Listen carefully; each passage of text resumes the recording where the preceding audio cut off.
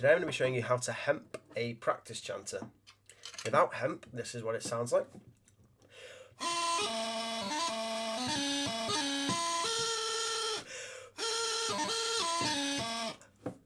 can see it sounds pretty bad. Now if I hemp this, at the end you'll be able to see how good it sounds. There are 3 different types of hemp you can use. You can use yellow waxed, black waxed, yellow unwaxed, and if you don't know what you're doing and you buy something off Amazon like this, it's the wrong material completely. Don't trust Amazon. There are plenty of trusted sellers. You can buy them in shops, bagpipe shops across Scotland and online. I will leave a few linked in the description. You can buy it off the National Piping Centre as well. When you start hemping, I'm going to use yellow waxed here because that's what I usually use. You need to push down along to get it nice and secure, and then you just start wrapping. There are little grooves on the practice chanter where you can thread it into, but I really wouldn't recommend that because it's quite a big time waster. I get some people would want it to look aesthetically pleasing, but once it's all squished together you won't be able to tell the difference, so you'll just spend a lot more time than you need to.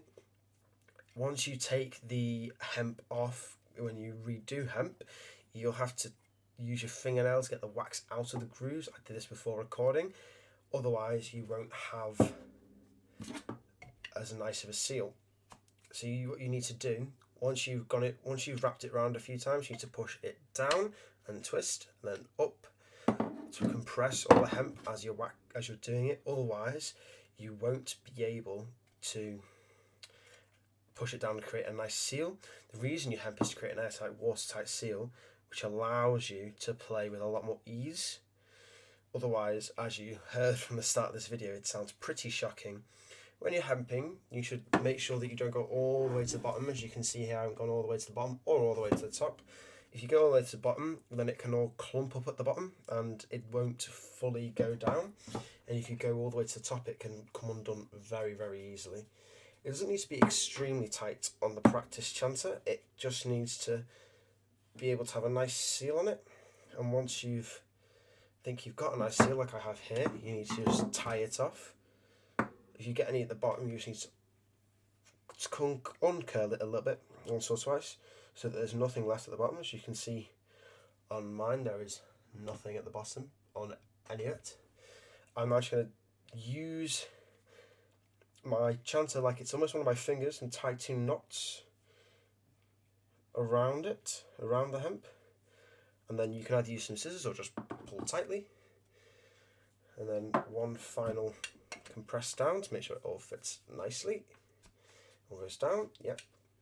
And then you may have to rehemp your reed to make sure that your practice chanter sounds nice, because with not enough it can be quite difficult to blow, and it can also be quite difficult to play. So now it's properly hemped, you can hear.